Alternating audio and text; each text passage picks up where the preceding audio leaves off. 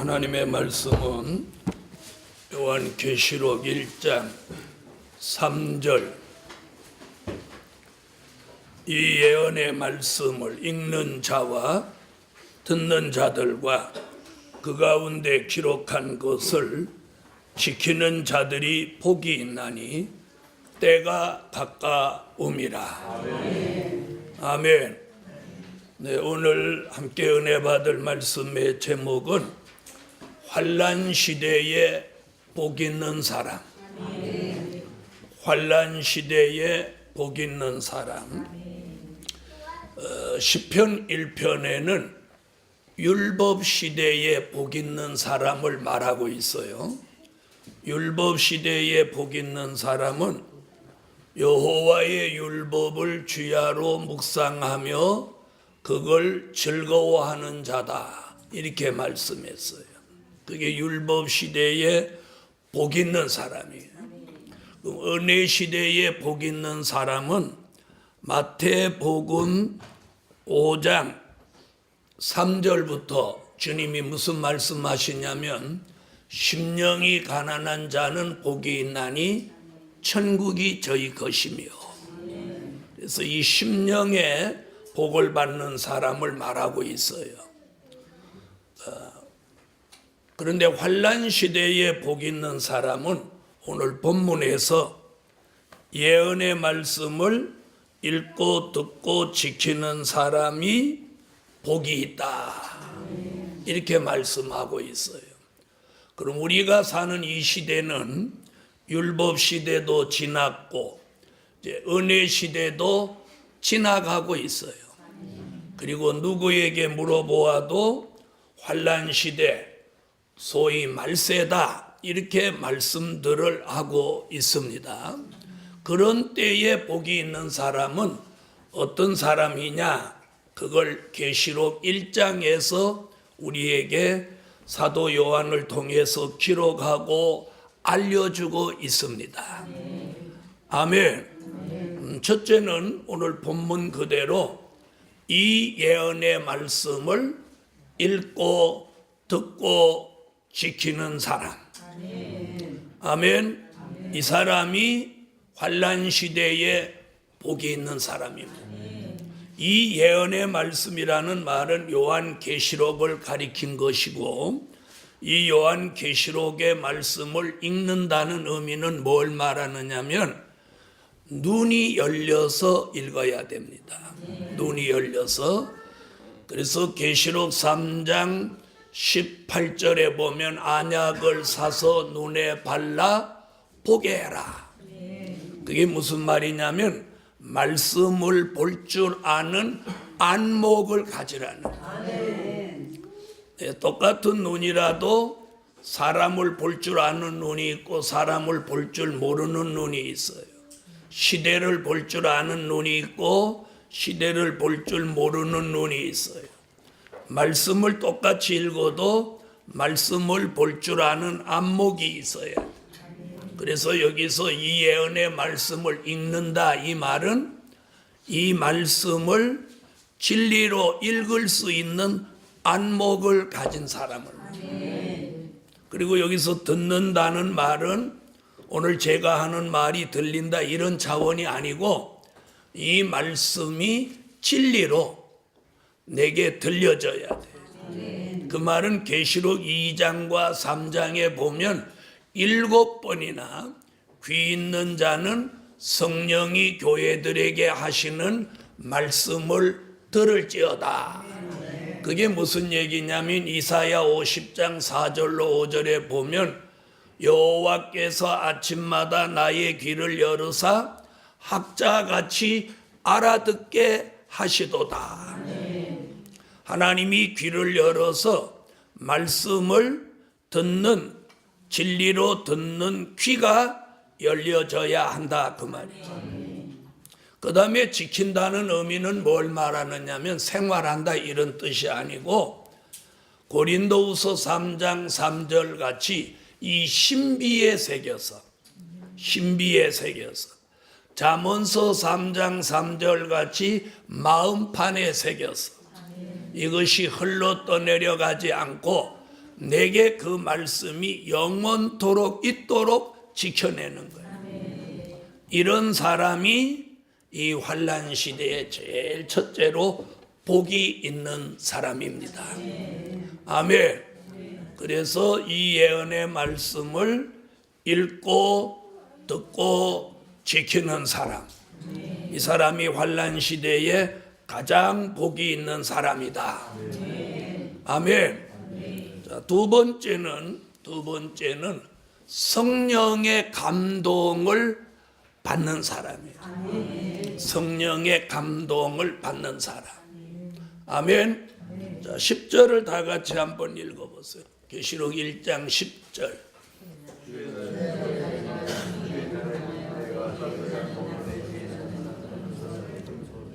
아멘. 사도 요한이 주 95년경에 주의 날에 반모섬에 오신 주님을 통해서 요한계시록을 기록할 때 성령의 감동을 받습니다. 그래서 계시록 1장 10절에서 1차 성령의 감동을 받아요. 1차. 1차라는 말은 왜 하는 거죠? 2차가 있다는 이야기예요. 2차가 있기 때문에 1차라는 말을 쓰는 거예요. 그래서 1장 10절에서 1차 감동을 받으면서 반모섬에 오신 주님과의 만남이 이루어지는 만남.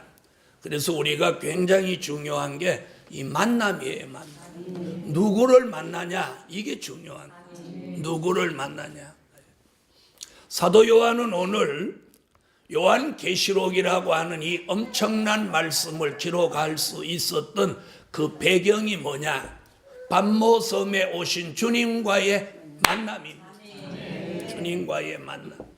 그 주님과의 만남을 통해서 요한계시록을 기록하면서 사도 요한은 굉장한 영계의 축복을 받게 되는데, 여기서 중요한 게 뭐냐면 성령의 감동을 받았다.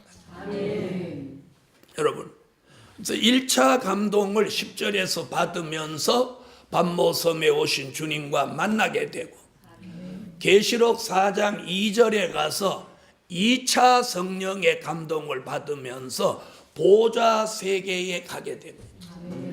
보좌 세계에 가면서 벽옥의 여호와, 홍보석 성령님, 녹보석 주 예수, 삼위일체 하나님을 영광의 보석으로 보게 되는 거예요. 아멘.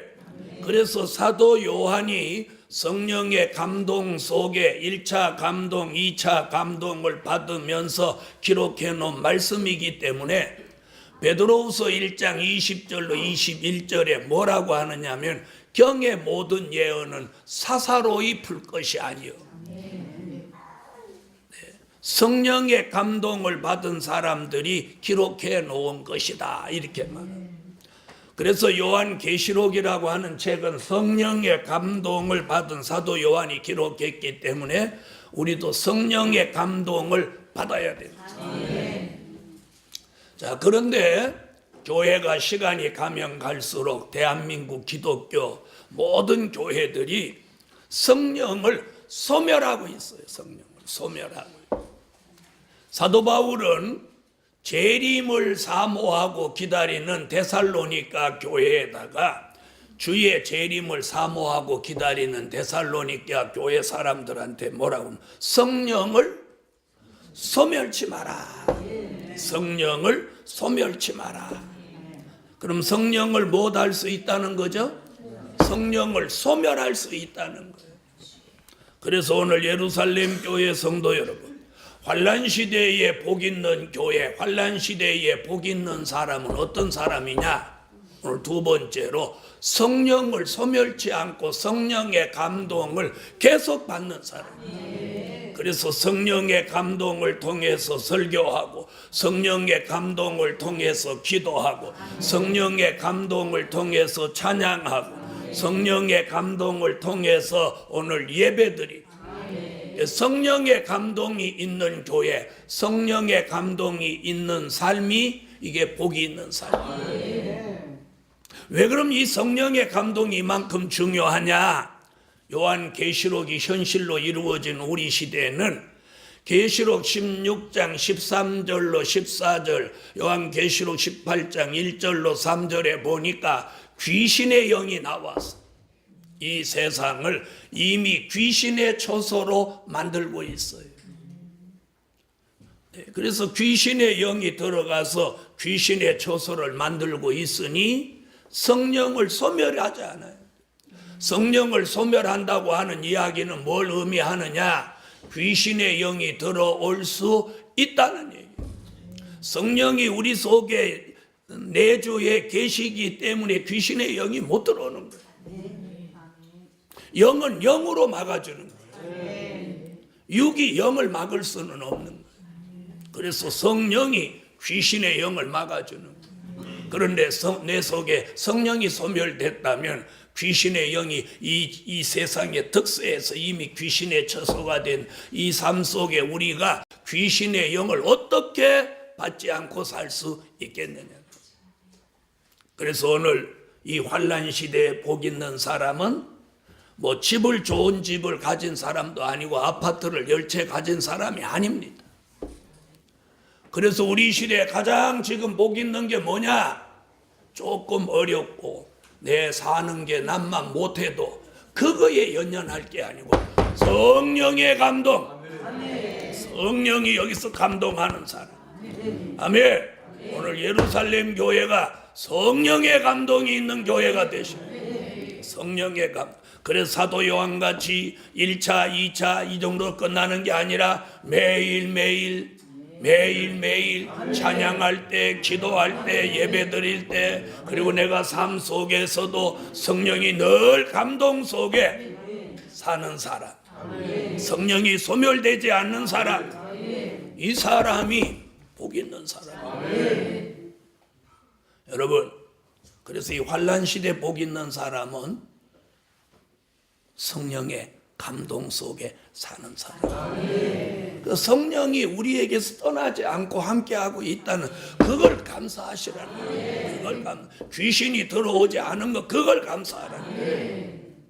세 번째,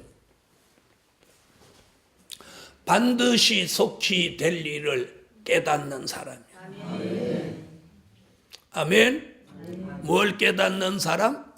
반드시 속히 될 일을 깨닫는 사람. 계시록 1장 1절을 읽으세요. 1장 1절. 아멘. 자, 늘 말씀드리지만 신구약 성경 66권은 딱 두 쪽이에요. 두 쪽이 뭐냐? 하나는 된 일의 말씀, 하나는 될 일의 말씀. 두 쪽이에요. 두 쪽. 된 일의 말씀, 될 일의 말씀. 자, 지금까지 지난 2000년 동안 그리고 대한민국 기독교 130년 역사 동안에 된 일만 막아, 된 일. 그런데 오늘 여기 보니까 뭐라고 그러냐면 반드시 속히 될 일을 그 종들에게 보이시리라. 그래서 될 일의 말씀을 하나님이 내게 보여주신 거 이걸 감사해요. 그래서 될 일의 말씀을 하나님이 내게 보여주시는 거 이게 복 있는 사람이에요. 이 사람이 복 있는 사람이고 이 사람이 복 있는 교회고 이 사람들이 복 있는 축복이에요. 예루살렘 교회 여러분, 자, 된 일로 받는 축복이 있는가 하면 될 일로 받는 축복이 있습니다. 우리는 이미 된 일의 말씀을 받고 여기까지 왔어요. 이제는 될 일을 통해서 주시는 축복을 기다리고 있어요. 그것을 우리가 뭐라고 하느냐? 예언의 성취라고.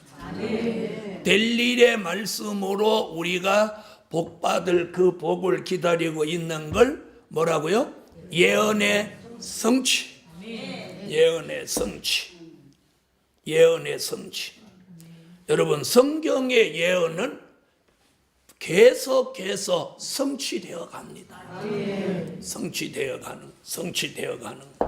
누가 무슨 말씀 성취됐다 이렇게 소리 지르지 않아서 그렇지, 우리가 알지 못하는 사이에도 예언의 성취는 계속 되어 가고 있는 거예요. 그런데 그 예언의 성취가 크게 두 가지인데, 좋은 예언의 성취, 또 나쁜 예언의 성취.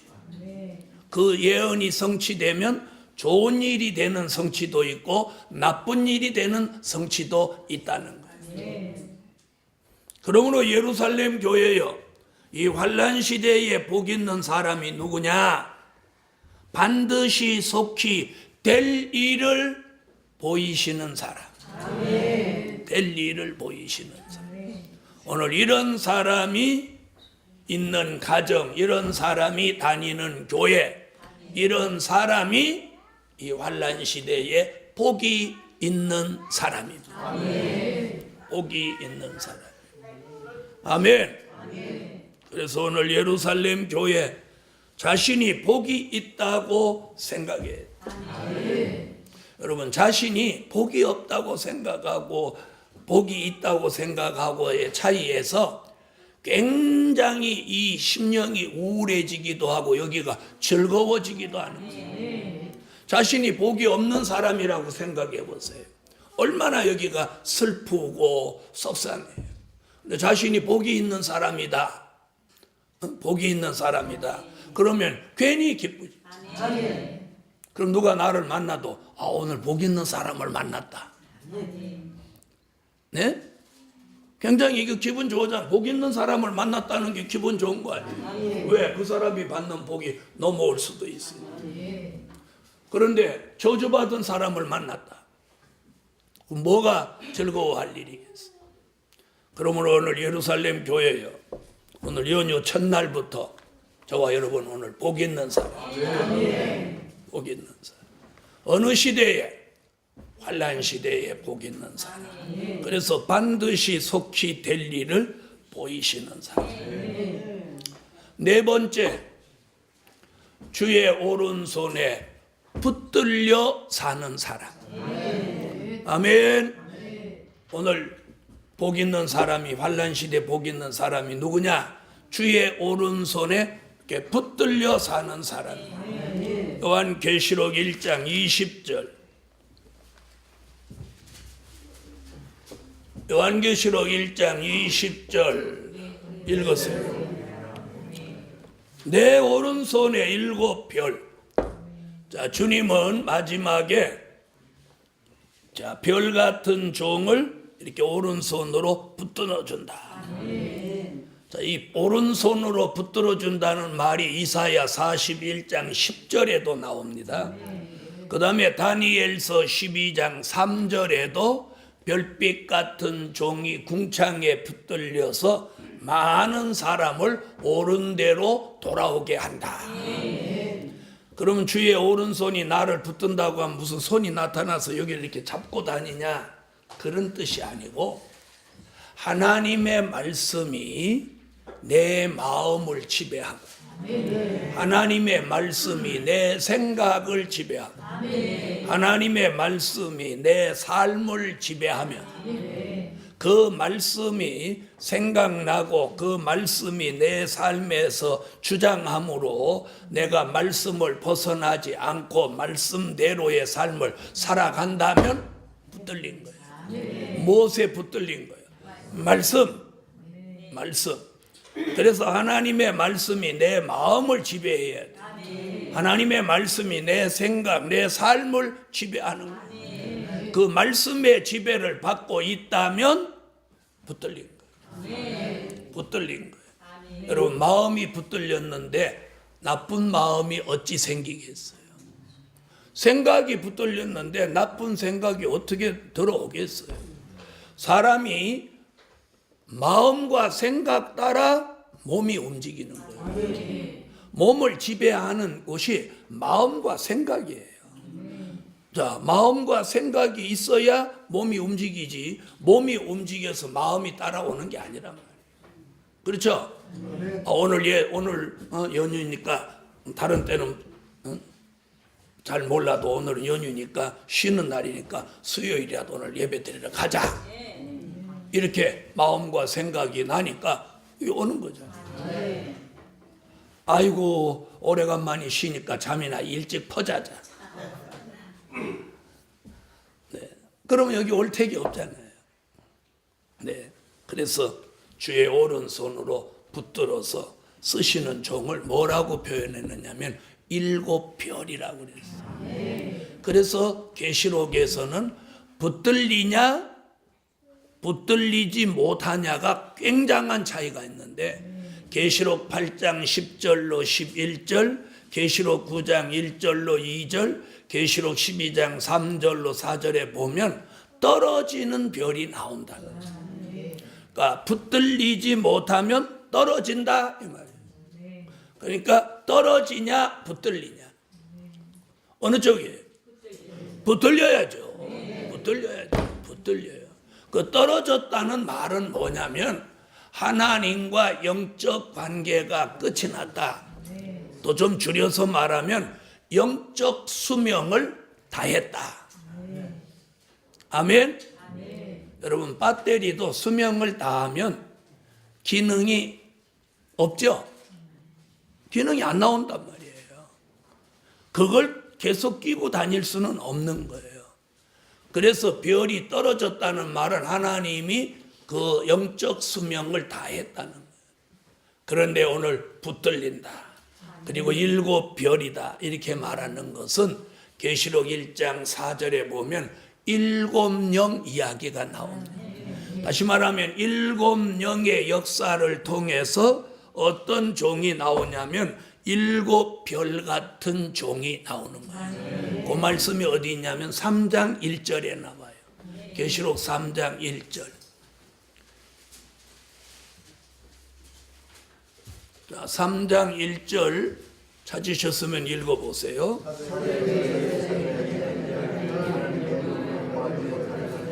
자, 거기 나오죠. 일곱 영의 역사를 통해서 일곱 별 같은 종이 나오는 거예요. 우리가 저절로 일곱 별 같은 종이 되는 게 아니에요.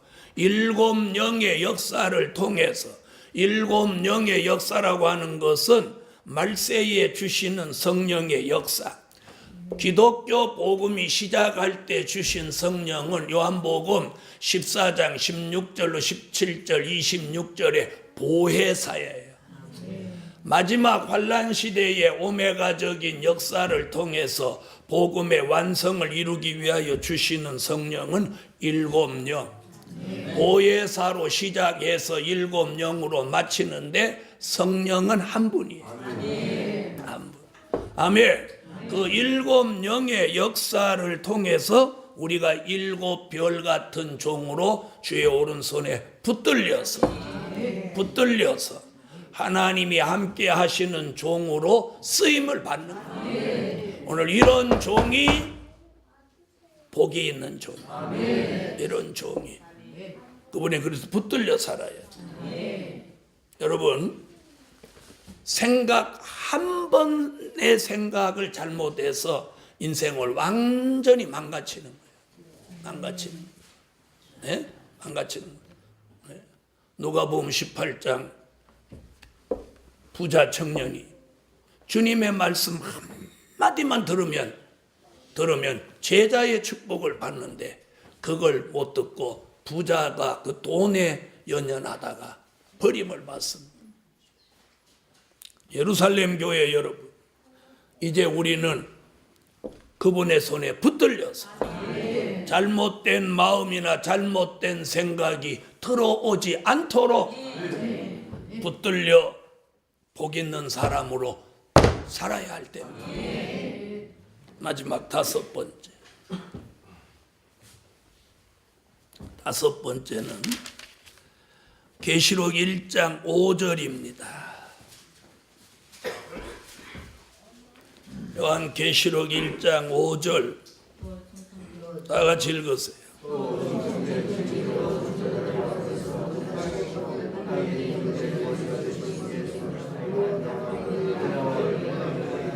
네, 거기까지. 은혜와 평강이 너희에게 있기를 원하노라. 누구로 말미암아? 예수 그리스도로 말미암아. 그래서 오늘 다섯 번째는 은혜와 평강이 충만한 사람. 이 사람이 복이 있어요.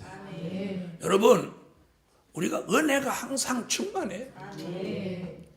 아멘. 항상 은혜가.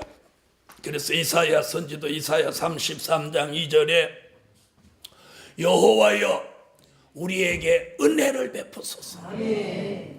은혜가 충만해야 돼요. 은혜가 항상 충만해야 돼요. 그 은혜를 누가 주시나요? 네, 그분이 주셔요. 그분이 은혜를 주셔요. 그래서 예수 그리스도로 말미암아 은혜와 평강이 너희에게 있기를 원하노라. 그 너희가 누구냐? 1장 3절 예언의 말씀을 읽고 듣고 지키는 그 사람들을 5절에서 너희라고 하는 거예요. 오늘 저와 여러분에게 이 말씀을 통해서 항상 은혜가 충만하세요. 은혜가 충만. 내가 은혜가 충만하면 다른 생각 안 들어와요. 이 다른 생각이 들어왔다는 건 은혜가 깨졌다는 거고 은혜가 소멸된 거예요. 은혜가 충만하면 다른 생각 못하죠. 다른 마음 안 생기는 거예요. 그래서 은혜가 충만하면 굉장히 중요한 게 뭐냐면 매사를 긍정적으로 받아들이죠. 매사. 그래서 마음과 생각이 부정적으로 이렇게 삐뚤어지는 건 이는 은혜가 아니에요. 이는 절대 은혜가 아니에요. 절대가 은혜가. 그래서 늘 긍정적으로 누가 눈을 헐키더라도 눈을 막 이렇게 헐키고 눈총을 쏘더라도 긍정적으로 받아들이는 거예요. 아, 저 사람 눈이 좀 이상해졌는가 보다. 저게 오늘 왜 나한테 눈을 이렇게 하는 게 아니고 아, 눈에 뭔 문제가 있는가 보다.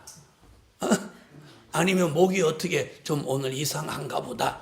이렇게 긍정적으로 받아들이면 내가 피해를 안 받는 거예요. 피해를 안 받으면 어떤 현상이냐, 내가 안 무너지는 거예요. 내가 나빠지지 않는 거예요. 오늘 여기서 가장 중요한 건 자신이 나빠지지 않아요. 남을 살리는 것도 중요하지만 내가 나빠지지 않아요. 자신이 나빠지지 않으려면 자꾸 긍정적인 생각이 들게 해야 돼요. 그런데 이것도 억지로 안 되는 거거든. 그죠? 억지로 안 된단 말이에요. 자꾸 안 좋은 생각이, 저기 오늘 왜 저렇게 나를 쫄아보지? 그러고. 여러분, 오늘 우리가 은혜와 평강이 충만해요. 그럼 여기 은혜와 평강을 왜 이렇게 묶어서 얘기했을까요? 은혜가 평강을 보장해 주는 거예요. 그래서 은혜하고 평강은 같이 따라다녀요. 공의와 겸손이 같이 따라다니듯이. 무슨 말인지 아세요? 은혜와 평강은 같이 다니는 거예요. 내가 은혜가 충만해야 평강이 오는 거예요. 은혜가 깨지면 평강도 깨지는 거예요. 내가 평안하다는 얘기는 은혜가 왔다는 거예요. 은혜가 충만하다. 누가 불편하다. 은혜 깨진 거지. 에? 불편한데 은혜 충만한 채 하는 건 그건 위선이에요. 거짓이에요. 네, 은혜가 충만하면 여기가 평안해야 돼. 가정에 은혜가 충만해. 그럼 가정이 평안해야지. 맨날 찢고 볶고 막 격통하고 싸우고 다투고 그러는데 무슨 은혜가 충만해. 그래서 어떤 일이든지 다툼이 있고 분쟁이 있는 건 은혜가 아니에요. 그래서 오늘 여기도 보니까 은혜와 평강은 같이 다닌다. 그 성경에 보면 공의와 겸손이 같이 다닌다. 이게 같이 다니지 않으면 여기 부작용이 생기는 거예요. 그래서 은혜가 충만하면 뭐 따라다니게 돼 있어? 평강이 따라다니게 돼. 그래서 은혜라는 그늘 밑에는 반드시 뭐가 있어? 평강. 할렐루야. 그리고 우리가 오늘 은혜가 충만하면 평강이 오게 돼 있어. 그런데 여기 평안하지 않아. 불안해. 뭐 깨졌어. 안 좋아. 여기 막 찢고 볶아. 심령이 막 갈등이 생기고 전쟁이 일어났어. 이건 은혜가 아니야. 은혜 깨진 거예요. 어떤 경우도 은혜가 충만하면 매사를 다 편안하게 받아들여요. 편안하게. 예루살렘 교회 성도 여러분, 이 땅은 천년왕국이 아닙니다. 그래서 어떤 고난이든지 한두 가지는 있는 게 극히 정상이에요. 극히 정상이에요. 그걸 통해서 내가 주 앞에 더 가까이 갑니다. 그리고 그분 앞에 자세를 더 낮추고 기도라도 한 번 더 하고 말씀이라도 한 번 더 보고 그러면서 우리가 주님과의 영적 관계에서 더 축복이 됩니다. 그러면서 이번 성의 마지막 날 어떻게 하라? 끝까지 가라. 끝까지 가라. 저는 그날 그 말씀 받으면서 굉장히 큰 은혜를 받았어요. 끝까지 가라. 그 말은 저보고 하나님도 끝까지 가라, 승리하라. 그런 말씀도 된다고 생각합니다. 저와 여러분 모두. 그래서 오늘 은혜와 평강. 그래서 오늘 마지막 5번째가 뭐냐? 은혜와 평강이 충만한 사람. 그래서 은혜가 깨지면 무엇도 깨져? 평안도 깨져. 여러분 그릇에 아무리 좋은 걸 담아놔도 그 그릇이 깨지면 그 안에 담겨져 있는 것까지 다 버리고 마는 거예요. 그래서 평강이라고 하는 건 은혜라는 이 유리그릇 같은 은혜라고 하는 이 그릇 안에 평강이 담겨져 있는 거예요. 그래서 은혜가 깨지면 평강도 깨지는 거예요. 평강도 깨지는. 아멘.